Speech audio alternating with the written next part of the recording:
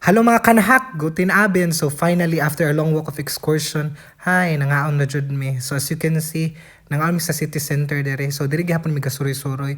So nakakita mi og kanang eatery store. So ang pangalan niya kay Buffin daw.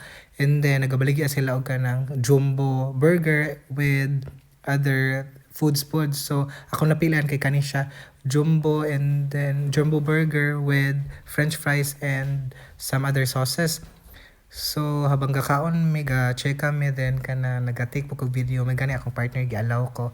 So normally kay kanang di man jud ni siya sin supportive na in terms of this. May gani kay napasabot na ko siya nga at least mag-video ko while kakaon.